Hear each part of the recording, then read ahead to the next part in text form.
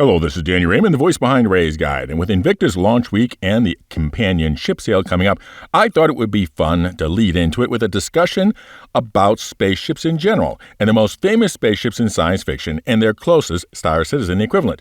And I decided to limit myself to ships that are currently in-game, because for ships that we only have concept art of, we just don't know enough to judge. And also, not every ship in science fiction will have a Star Citizen equivalent. The huge Federation starships of Star Trek franchise will never have an equivalent in Star Citizen, simply from game engine limitations. And then there's a philosophical question. What do we mean by equivalent? Do we go by appearance, function, or, for lack of a better term, vibe? For example, if you're just judging by appearance, then the Scorpius would be the obvious equivalent of the X-Wing fighter. But it doesn't have the same function, and it doesn't have the same vibe, so it will not be my choice. There definitely is an X-Wing type ship in Star Citizen, but it doesn't have X-Wings. And what I want to emphasize here is I don't want to imply at all that this list means that if you want to have a particular experience in the game, you have to shell out lots of real monies to buy this particular ship.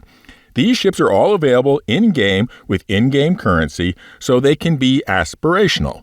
For example, you can decide that your character arc will start out as a shuttle pilot with dreams of someday owning a luxury liner. So let's start with that lowly Star Trek Shuttlecraft, and perhaps my least controversial choice because it hits all three of the criteria of appearance, role, and vibe, is the Pisces.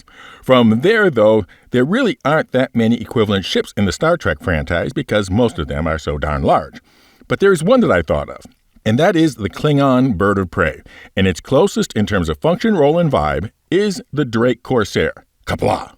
The Eagle 5 from Spaceballs, when looked at in just the right way, resembles the Drake Cutter in function, vibe, and even a little bit of appearance.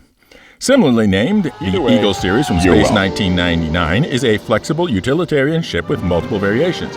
I decided to go with the Constellation series for these.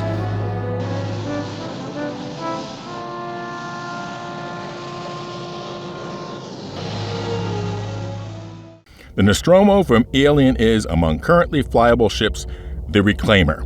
Although its precise industrial role is different, the ship is all industry and huge. 12.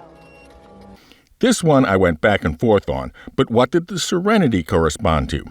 Eventually, though, I felt it had to be a ship with a medbay, since the medbay on the Serenity was such an integral part of the plot and the story and the role of the ship. So the bottom line is it had to be the Carrack. Now, I know the Carrack is much more of a ship than the Serenity, but that darn medbay, plus, of course, the front cargo ramp and substantial cargo spaces. The Rocinante from the Expanse was a difficult choice, too, because I am excluding ships not present in the game, which leaves out most of the capital ships. But the Rocinante had to be a ship potent enough to show up and change the balance of power in a situation. This is the warship Rocinante. You're aware of our capabilities more than anyone. We're escorting a vessel of refugees away from your AO. Any ship that opens fire on us will feel the sum total of our state-of-the-art Martian arsenal rammed up its ass. We'll all die together. This is our only and final warning. Stay clear.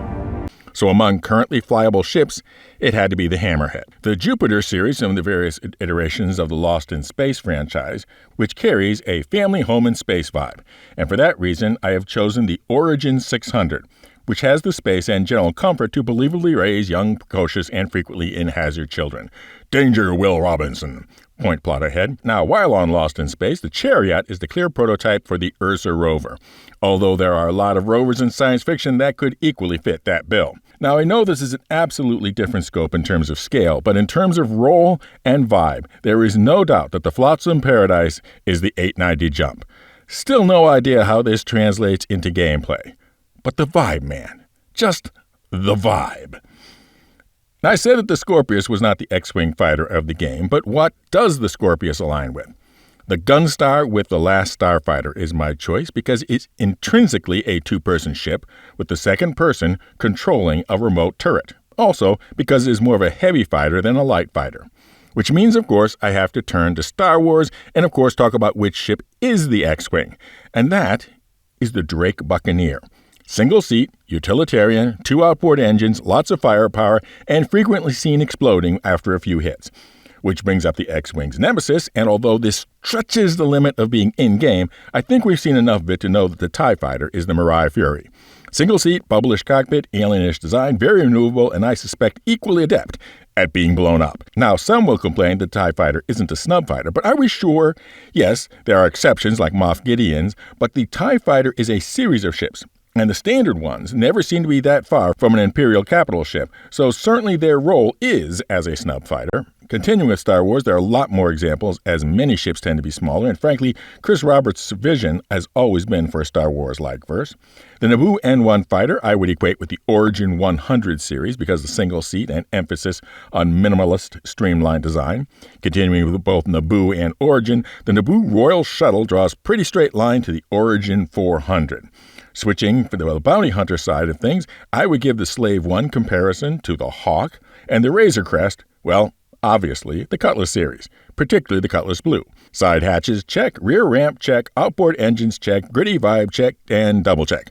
This is the way. Next to the smallest thing, the Star Wars speeder bike. Although much larger, this has to go to the Drake Dragonfly for the wide-open, sit-on-top vibe and the being able to hold 2 people. So while we're on the motorbike arena, a shout-out to Kaneda's bike from Akira and has to be the Aopa Nox, at least among currently flyable vehicles.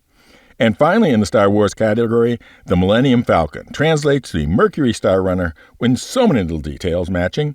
2 turrets, game room, underdeck hiding places, only 1 ramp in and out, just everything.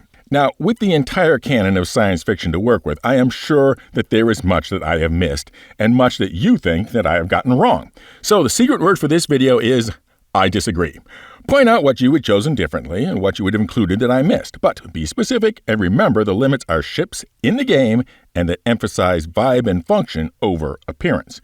And now for an update on our giveaways, we have the 10,000 subscriber thank you giveaway for the LTI Hull C, the Colossal Cargo Container Carrying Craft to be given away when the sea goes live, and now on the roadmap for 320, and the big annual IAE ship giveaway for this year's choice of the Galaxy Complete, the massive modular mining moving medical machine, or the brand new big box bargain bazaar known as the Merchantman.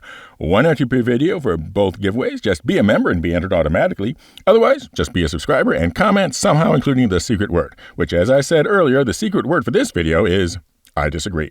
Fly safe, keep it real, and I'll see you in the verse. This is Daniel Raymond for Ray's Guide.